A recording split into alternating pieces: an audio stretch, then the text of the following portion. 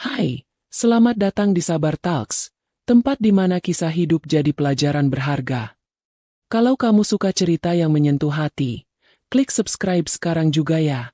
Jangan lupa like videonya, dan tulis di komentar kamu nonton dari mana. Siapa tahu, ada teman satu kota di sini. Dan sekarang, mari kita mulai kisah hari ini. Namaku Nadia. 5 tahun lalu, hidupku berubah total dalam semalam. Suamiku, Bayu, mengalami kecelakaan parah saat hendak pulang dari pekerjaannya sebagai arsitek. Mobilnya terguling di jalan tol karena hujan deras yang membuat jalanan licin. Kecelakaan itu membuat tulang belakangnya rusak permanen, dan dokter memvonis bahwa Bayu tidak akan bisa berjalan lagi untuk selamanya. Ia lumpuh total dari dada ke bawah. Saat kabar itu disampaikan, aku duduk di kursi tunggu rumah sakit, berusaha menyeka air mata yang tak berhenti mengalir. Aku masih ingat bagaimana dokter menatapku penuh iba. Tapi satu hal yang langsung terlintas dalam benakku saat itu bukanlah bagaimana hidupku akan berubah, melainkan bagaimana aku bisa tetap berada di sisi Bayu. Suamiku, lelaki yang sudah menemaniku sejak kami masih kuliah dengan sepatu bolong dan motor butut. Sejak hari itu, hidupku hanya berputar di sekitar ranjang Bayu. Aku berhenti dari pekerjaanku di kantor notaris tempatku dulu berkarir. Setiap pagi, aku membantunya ke kamar mandi, menyuapi sarapan, memberinya obat, lalu menggantikan sprei tempat tidurnya. Kadang aku menggendongnya ke kursi roda untuk duduk di teras rumah agar ia bisa menghirup udara pagi. Aku bahkan hafal jadwal fisioterapinya di luar kepala. Banyak orang bilang aku wanita tangguh. Tapi sesungguhnya, aku hanya mencintainya. Aku merasa itu adalah bentuk pengabdian yang layak kupersembahkan untuk lelaki yang telah memilihku sebagai istri, yang pernah bilang bahwa aku adalah rumah untuknya. Malam-malamku sepi. Saat orang lain bisa bersandar pada pasangan mereka, aku hanya duduk di sisi tempat tidur Bayu sambil membacakan buku favoritnya. Ia suka cerita sejarah dan biografi tokoh-tokoh besar. Walau kadang aku lelah dan mengantuk, aku tetap melakukannya. Karena aku ingin Bayu tahu bahwa ia tidak sendiri. Tapi 5 tahun bukan waktu yang sebentar. Ada hari-hari ketika aku merasa kelelahan begitu mencekik. Bukan hanya fisik, tapi juga batin. Aku rindu saat kami bisa bercanda bersama, pergi nonton di bioskop, atau sekadar duduk di pinggir jalan sambil makan gorengan. Sekarang, yang kutemui setiap hari hanyalah tatapan kosong Bayu yang tak banyak bicara. Ia menjadi pendiam. Tak banyak menanggapi. Bahkan kadang, ia terlihat seperti sengaja menjauh secara emosional. Aku pikir itu karena depresinya. Aku mencoba memaklumi. Aku pernah membaca bahwa penderita kelumpuhan sering merasa tidak berharga, bahkan menjauhi orang terdekatnya karena merasa menjadi beban. Tapi dalam hati kecilku, aku merindukan panggilan, sayang, darinya. Aku rindu disentuh, bukan hanya secara fisik, tapi juga secara batin. Pernah satu malam aku menangis diam-diam di dapur. Aku peluk muk teh panas sambil menatap kosong ke dinding. Aku bertanya-tanya, sampai kapan aku bisa kuat? Tapi rasa bersalah segera datang jika aku berpikir begitu. Karena aku tahu, Bayu lebih menderita dariku. Yang membuatku tetap bertahan adalah kenangan kami. Foto-foto lama kami di album digital, video lucu saat kami traveling ke Bali, dan suara tawa Bayu yang masih tersimpan di rekaman ponsel. Semua itu menjadi bahan bakar kesabaranku. Orang tua Bayu sering memujiku. Mereka bilang aku seperti malaikat. Aku hanya tersenyum dan berkata, aku cuma berusaha menjalankan tugasku sebagai istri. Mereka tak tahu, di balik senyum itu, ada tangis yang sering kubendung sendirian di kamar mandi. Lalu, satu hari, sesuatu terjadi. Hari itu seperti hari-hari biasanya. Aku sedang memotong buah di dapur saat ku dengar suara notifikasi dari ponsel Bayu. Awalnya kuabaikan. Tapi bunyi itu berulang. Dan anehnya, Bayu tampak gelisah. Ia melirik ke arah ponselnya lalu berusaha menyembunyikannya di bawah selimut.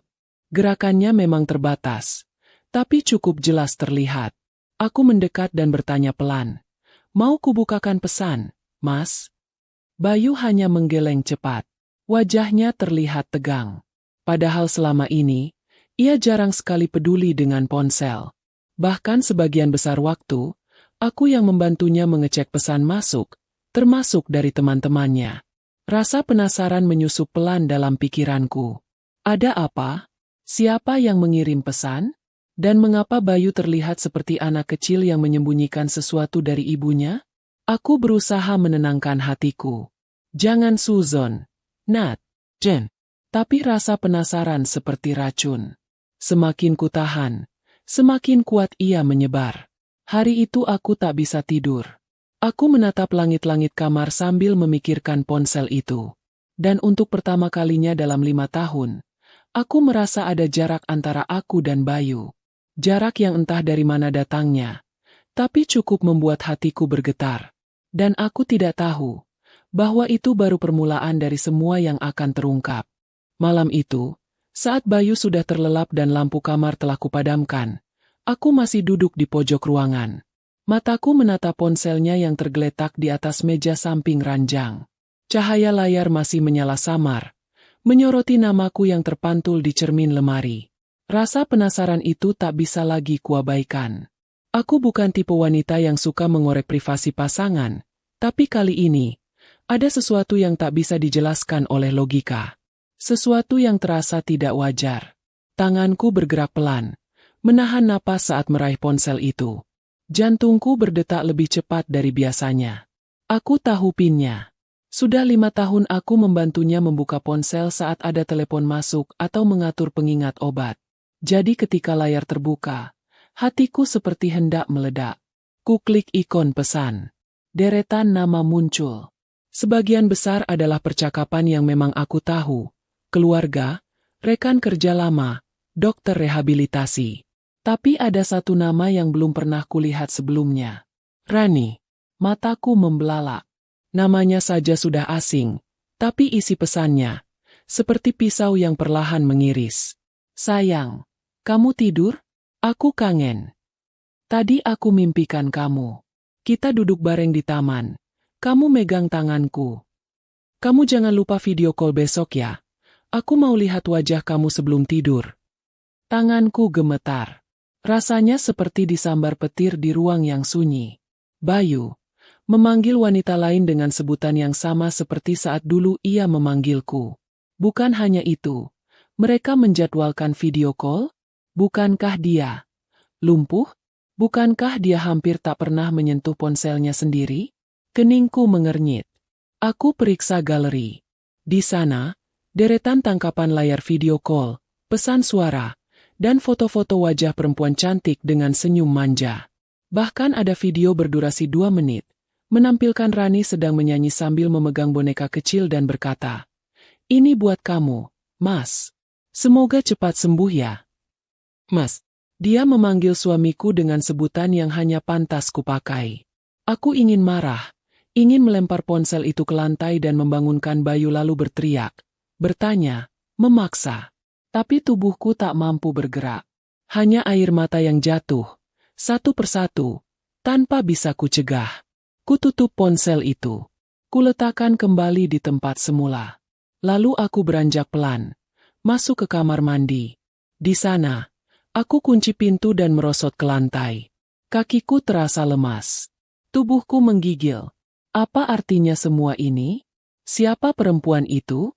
Sejak kapan Bayu menjalin hubungan dengan wanita lain? Dan yang paling menyesakan, bagaimana bisa ia melakukan itu dalam keadaannya sekarang? Keesokan harinya, aku bersikap seolah tak terjadi apa-apa.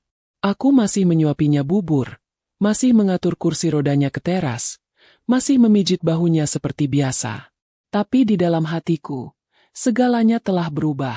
Aku mulai memperhatikan ekspresinya, gerak-geriknya, bagaimana dia menatap ponsel dengan senyum tipis.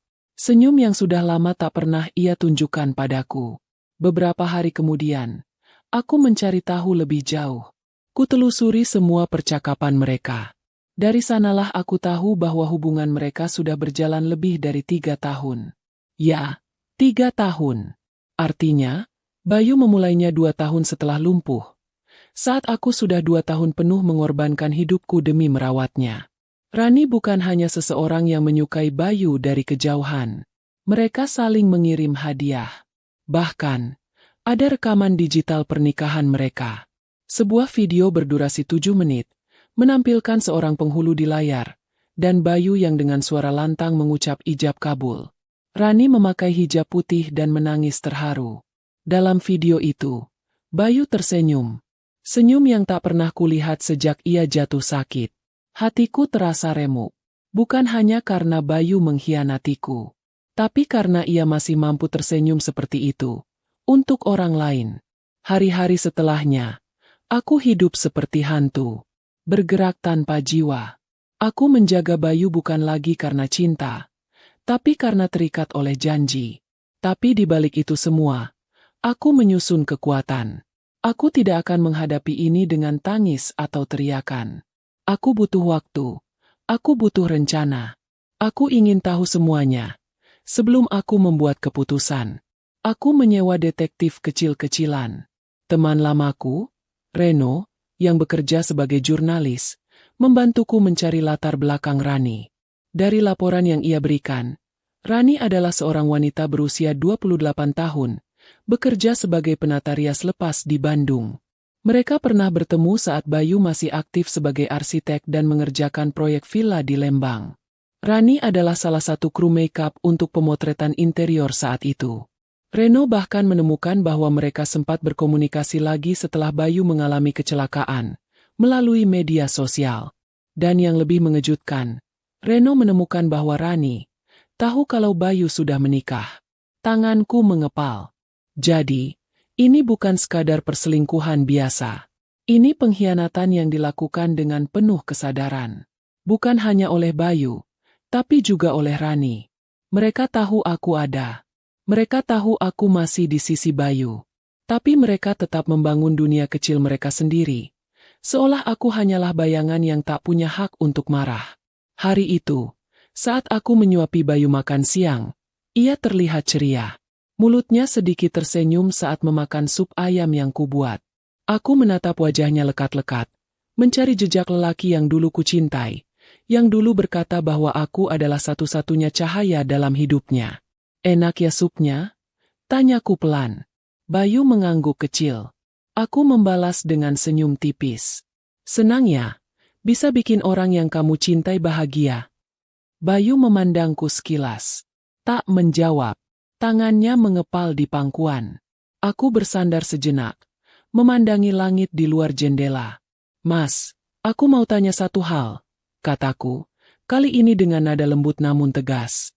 Kalau suatu hari aku pergi, Mas akan tetap baik-baik saja kan? Bayu langsung menoleh. Matanya membelalak. Nat, kamu ngomong apa sih? Aku menghela napas. Aku cuma penasaran. Karena kupikir, mungkin Mas sudah punya tempat bersandar lain selain aku. Aku bangkit, berjalan ke arah dapur, meninggalkan Bayu dalam kebingungan. Tapi aku tahu, benih ketakutan mulai tumbuh di matanya. Dan aku ingin melihatnya berkembang. Karena aku belum selesai. Belum. Aku ingin tahu sejauh mana Bayu bisa berdusta. Seberapa dalam ia bisa menyembunyikan rahasia. Karena aku tidak akan membiarkan diriku dilukai 2 kali. Malam itu, aku duduk di kamar sendirian, memandangi satu folder baru di laptopku. Di dalamnya ada semua bukti, pesan, foto, rekaman video, bahkan salinan surat nikah siri mereka. Dan di satu file terakhir, kutulis dengan judul besar, Kebenaran untuk Nadia. Aku tidak tahu akan kulakukan apa dengan semua ini. Tapi satu hal yang pasti, aku bukan lagi Nadia yang dulu. Aku bukan lagi perempuan yang bisa ditipu dengan senyum dan janji. Karena kini, aku adalah perempuan yang sedang menanti waktu yang tepat untuk membalas semua luka yang pernah disembunyikan. Dan waktu itu datang lebih cepat dari yang kupikirkan. Beberapa hari setelahnya, Bayu terlihat resah. Ia mulai memperhatikanku lebih dari biasanya. Tatapannya tak lagi kosong, melainkan penuh tanya. Aku tahu, mungkin kalimatku tempo hari masih menghantuinya. Ia mulai bertanya hal-hal yang dulu tak pernah ia pedulikan. Nat, kamu capek ya? Tanyanya satu malam, ketika aku sedang mengganti selang urinanya. Aku menoleh. lalu tersenyum singkat. Capek itu biasa, Mas. Yang penting, kamu nyaman. Bayu menatapku dalam. Tapi aku tahu, bukan kenyamananku yang ia pikirkan. Melainkan apakah aku tahu sesuatu. Sesuatu yang selama ini ia sembunyikan rapat-rapat. Beberapa hari kemudian, saat aku sedang membereskan cucian, Bayu memanggilku. Suaranya berat dan pelan. Nat, kita bisa bicara sebentar. Aku mematikan mesin cuci, menyeka tanganku, lalu duduk di sisi tempat tidurnya. Aku tahu kamu berubah, katanya. Kamu masih ngurusin aku, tapi rasanya bukan kayak dulu. Aku tak menjawab, hanya menunduk. Aku nggak tahu kamu tahu apa, tapi kalau kamu tahu, soal Rani. Suaranya tercekat, lalu terdiam. Perasaanku seperti dibekukan. Jadi, ini dia. Ia mengaku, tanpa kupaksa, tanpa kutodong dengan bukti. Ia tahu, aku minta maaf, Nat. Ucapnya akhirnya. Aku cuma manusia. Aku kesepian. Aku merasa kamu, sayang, tapi kamu kayak robot. Kamu ada, tapi aku nggak merasa hidup. Robot? Tanyaku lirih. Kamu pikir semua yang aku lakukan 5 tahun ini, semua pengorbananku, itu cuma rutinitas mesin? Bayu menggertakkan gigi. Matanya memerah. Aku nggak bilang begitu. Tapi, kamu nggak pernah peluk aku lagi. Nggak pernah nyium keningku. Semua terasa tugas. Aku merasa kayak beban buat kamu. Aku tertawa kecil. Tapi tawa itu kosong. Bayu, kamu tahu kenapa aku berhenti mencium keningmu? Ia menggeleng pelan. Karena setiap kali aku lakukan itu, kamu menoleh. Kamu tutup mata. Kamu berpaling. Dan lama-lama, aku merasa tidak diinginkan. Jadi aku berhenti. Bayu terdiam. Ia tak bisa membantah. Aku berdiri, lalu kembali ke dapur. Kali ini, tanpa penjelasan. Aku ingin membiarkannya tenggelam dalam diam yang ia ciptakan sendiri. Tapi malam itu, aku tak bisa tidur. Di dalam hatiku ada perang. Antara amarah dan kasih sayang. Antara pengkhianatan dan kenangan. Aku mencintainya.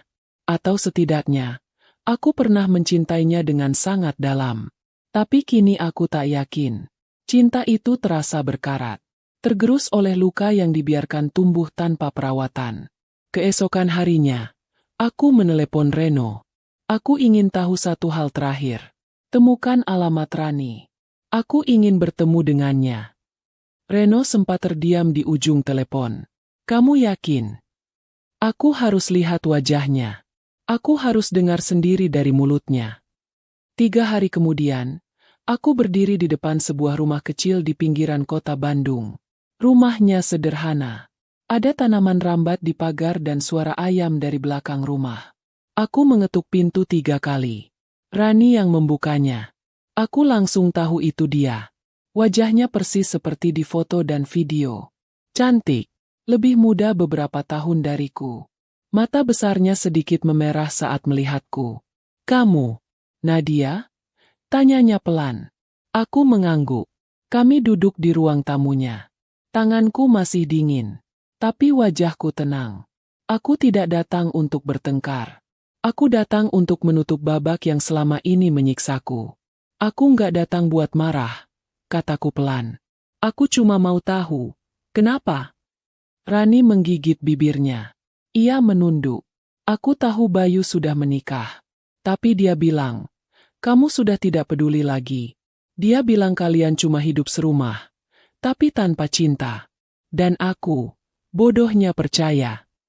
Aku mengangguk pelan. Dia bilang begitu ya? Awalnya aku ragu. Tapi tiap malam dia telepon aku. Nens, katanya kamu sibuk kerja. Kamu galak.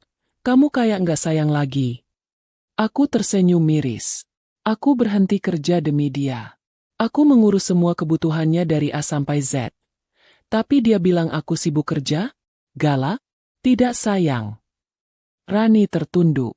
Aku minta maaf. Mbak, aku benar-benar minta maaf. Aku pikir, Aku bisa menyelamatkannya dari sepi. Tapi ternyata, aku malah menghancurkan seseorang.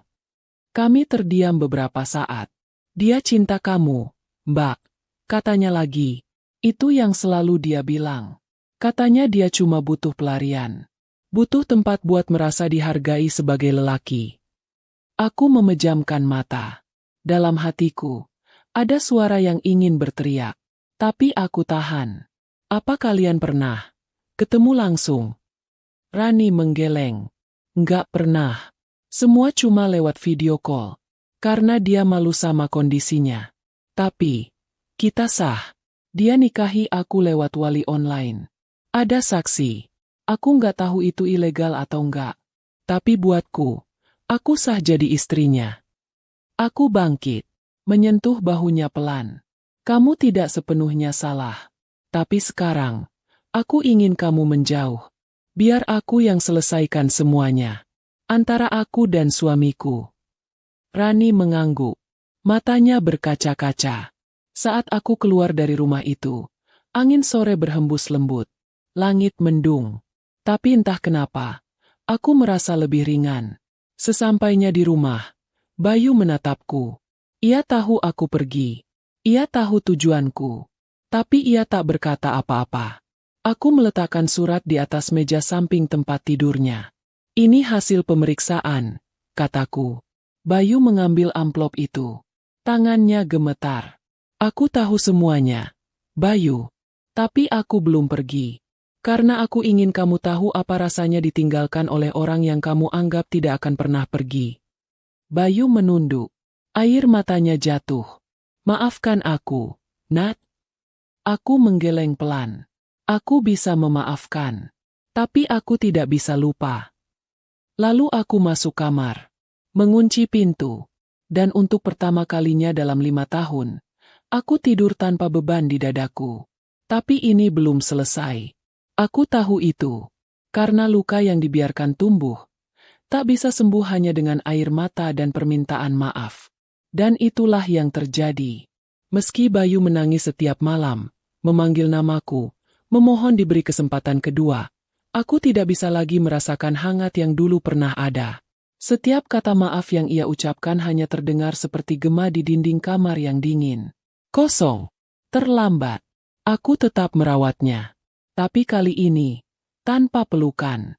Tanpa sentuhan kasih. Aku menjalankan tugas itu seperti perawat profesional. Bersih, efisien, dan tak bernyawa. Bayu tahu, aku belum memaafkannya.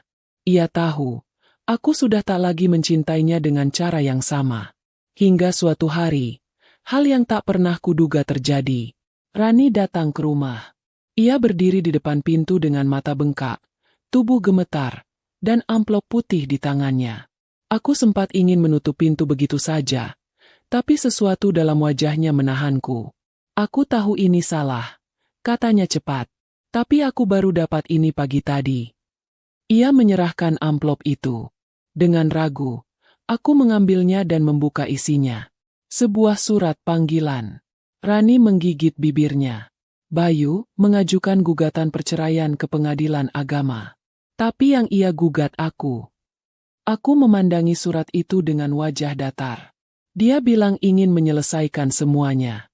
Ingin kembali utuh sama kamu. Aku terdiam beberapa saat. Perasaanku kacau. Bayu menceraikan Rani? Setelah membangun hubungan selama 3 tahun? Apa maksud semua ini? Dia nggak bilang ke kamu. Tanya Rani pelan. Aku menggeleng. Tidak. Rani menghela napas. Aku pikir kamu harus tahu. Karena aku pun bingung. Hari itu aku duduk sendirian di ruang tengah. Menatap kosong ke arah jendela. Bayu belum tahu kalau aku sudah menerima kabar itu. Saat ia bangun siang hari dan kutemui untuk memberinya makan, aku bertanya pelan. Kamu menceraikan Rani? Bayu tertegun. Tak menjawab. Dia datang ke sini. Membawa surat panggilan. Bayu menarik napas panjang. Lalu menatapku. Lirih. Aku nggak mau terus hidup dalam 2 dunia. Nat, aku salah. Dan aku mau memperbaikinya. Aku sadar. Yang benar selama ini adalah kamu. Kamu yang bertahan. Kamu yang tetap di sini. Setelah semua ini, kamu baru sadar. Ya, katanya jujur. Tapi aku tahu, semua sudah terlambat. Aku berdiri, membawa mangkuk bubur ke dapur. Tapi dalam hatiku, semua terasa makin rumit. Karena meski Bayu memutuskan meninggalkan Rani, luka yang ia tanam di hatiku tak serta-merta hilang. Bahkan, luka itu kini bertambah satu, rasa iba. Ya, aku mulai merasa kasihan pada Bayu. Bukan sebagai suami, tapi sebagai lelaki yang kehilangan arah dan sedang tenggelam dalam penyesalan yang tak bisa membawanya kembali. Hari-hari setelahnya, Bayu makin sering bicara padaku. Ia menceritakan masa lalunya bersama Rani, bagaimana awalnya hanya ingin menghibur diri, lalu keterusan, lalu merasa hidup kembali. Ia mengakui bahwa keputusannya untuk menikahi Rani adalah bentuk pelarian. Ia merasa tidak berguna. Dan saat Rani hadir sebagai sosok yang mengaguminya, tanpa melihat kondisinya, ia merasa diangkat kembali sebagai lelaki. Aku dengarkan semuanya dalam diam. Lalu suatu malam, ia memintaku duduk di sampingnya. Ia berkata pelan, "Nat, boleh aku minta satu hal terakhir?" Aku tak menjawab, hanya memandangnya. Aku tahu aku nggak layak. Tapi, kalau suatu saat aku benar-benar nggak ada, aku ingin kamu tahu, kamu adalah cinta yang paling tulus yang pernah aku miliki. Ada jeda di antara kami. Waktu seolah membeku. Lalu ia menunduk, menangis dalam diam. Dan saat itu, aku menyadari sesuatu. Aku sudah tak bisa lagi mencintainya, tapi aku tak pernah berhenti menjadi manusia. Aku masih bisa berempati. Aku masih bisa merasa iba. Tapi apakah rasa iba itu cukup untuk membuatku bertahan? Jawabannya datang malam berikutnya. Aku mendengar suara dari kamar Bayu. Bukan suara tangis atau keluhan, tapi batu keras yang berulang-ulang. Aku masuk dan melihat wajahnya pucat. Keringat dingin membasahi dahinya. Tangannya menggenggam dadanya. Ia sulit bernapas. Aku langsung memanggil ambulans. Dalam perjalanan ke rumah sakit, aku duduk di sampingnya, menggenggam tangannya. Untuk pertama kalinya setelah sekian lama, wajahnya memucat. Matanya menatapku dalam. "Maaf, kalau aku mati, dalam keadaan seperti ini." "SSTT, jangan bicara. Tenang dulu," bisikku sambil menahan tangis. Sesampainya di rumah sakit, dokter berkata Bayu mengalami infeksi paru-paru yang cukup serius. Sistem imunnya menurun drastis.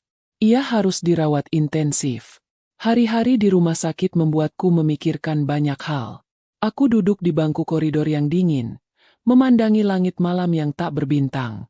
Dan saat itu, aku sadar bahwa hidupku telah terlalu lama berhenti di satu titik, di samping ranjang seseorang yang pernah kuanggap segalanya. Tapi orang itu telah berubah. Dan aku pun telah berubah. Setelah 2 minggu perawatan, kondisi Bayu membaik. Ia diperbolehkan pulang.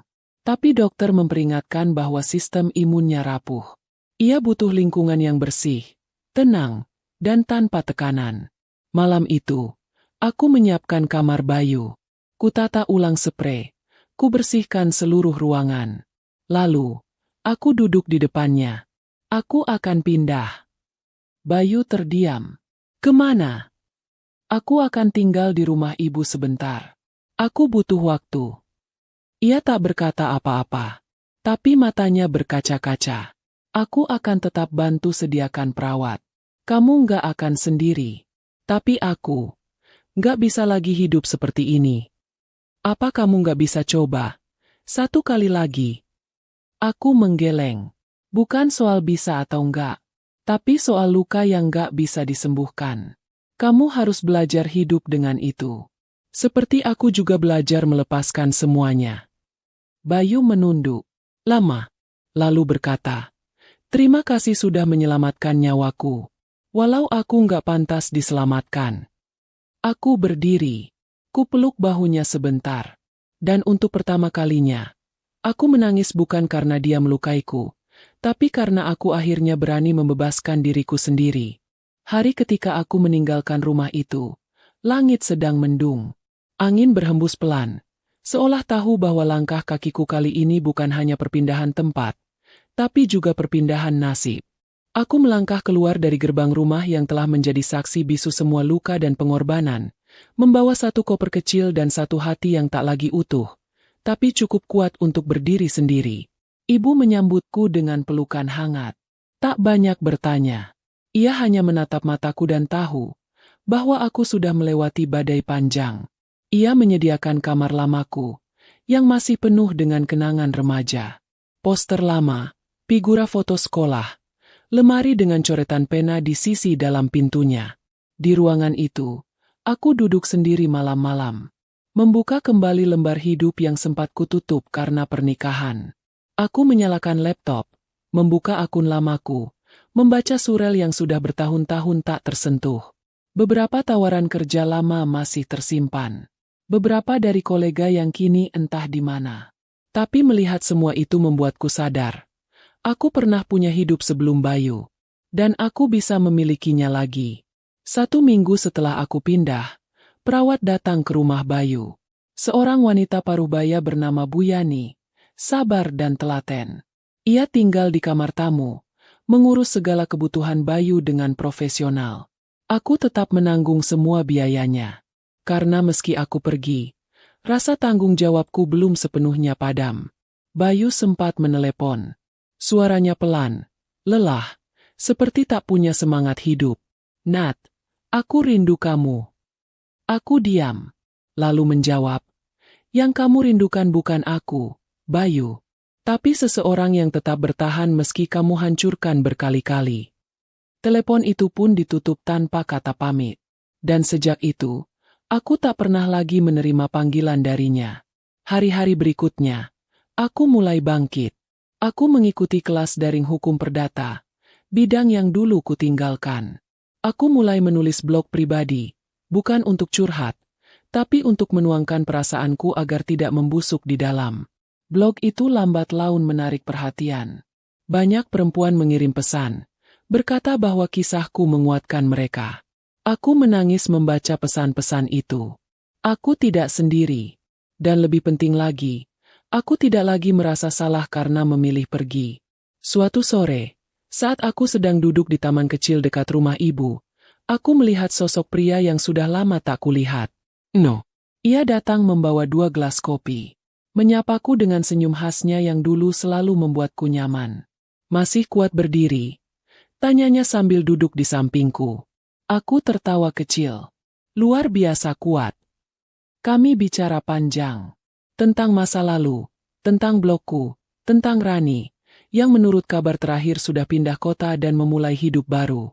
Reno juga bercerita bahwa Bayu kini jarang terlihat. Hanya sesekali terlihat di kursi rodanya saat matahari pagi muncul. "Apa kamu pernah menyesal?" tanya Reno pelan, sambil menatapku. Aku menatap jauh ke arah langit jingga, lalu menjawab, "Tidak. Bahkan jika aku bisa memutar waktu, aku akan tetap bertahan di samping Bayu selama 5 tahun itu. Karena saat aku memilih pergi, aku tahu aku sudah melakukan semua yang bisa dilakukan seorang manusia." Hari itu, untuk pertama kalinya aku merasa damai. Bukan karena semua luka telah sembuh, tapi karena aku tidak lagi menahannya sendirian. 3 bulan kemudian, aku menerima surat dari pengacara keluarga Bayu. Isinya adalah surat cerai yang telah ditandatangani. Tanpa pertemuan, tanpa perdebatan. Hanya selembar kertas, tapi bobotnya seperti batu besar yang akhirnya diangkat dari dadaku. Aku menggenggam surat itu erat. Memandanginya dalam-dalam, lalu membakar salinannya di halaman belakang rumah.